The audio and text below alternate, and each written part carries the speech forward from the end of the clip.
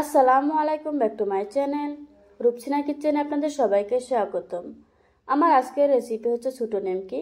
নিমকিটা কীভাবে অনেক বেশি ফুলকো এবং ক্রিস্পি হবে সেটাই আজকে আপনাদের সাথে শেয়ার করব।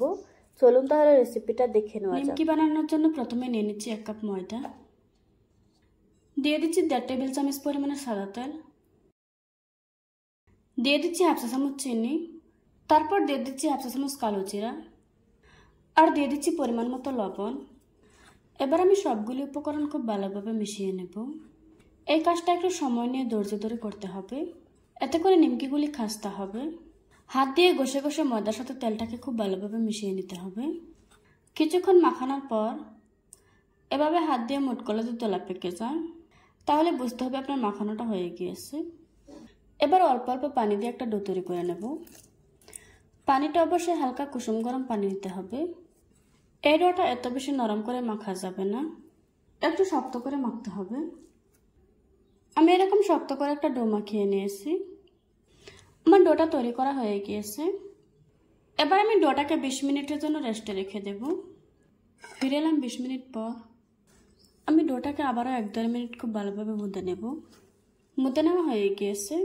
এবার আমি লেচি কেটে নেব। লেচি কেটে নেওয়া হয়ে গিয়েছে। এবার একটা রুটি বেলে নেব। রুটি বেলার সুবিধার্থে সামান্য একটু ময়দা ছড়িয়ে নিচ্ছি। এখন একটা পাতলা করে রুটি বেলে নেব। রুটিটা বেলে নেওয়া হয়ে গিয়েছে। এখন আমি রুটিটাকে উল্টিয়ে দিচ্ছি। আমি এরকম পাতলা করে একটা রুটি বেলে নিয়েছি। এবার সাইডের অংশটা কেটে বাদ দিয়ে দিচ্ছি। প্রথমে লম্বা করে কেটে নিচ্ছি, তারপর নিমকির মতো করে কেটে নিচ্ছি। আমি এরকম করে কেটে নিয়েছি। আজকে আমি সবগুলো নিমকি এভাবে করে কেটে নেব। আমার নিমকিগুলি কেটে নেওয়া হয়ে গিয়েছে। এবার আমি এগুলিকে বেছে নেব। নিমকিগুলি ভাজার জন্য চুলায় একটি কড়াই বসিয়ে দিয়েছি আর পরিমাণ মতো তেল দিয়ে দিয়েছি।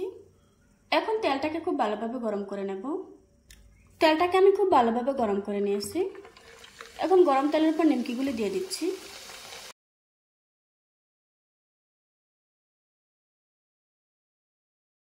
তারপর চুলার আঁচ কমিয়ে একটু সময় নিয়ে নিমকিগুলিকে ভেজে নেব।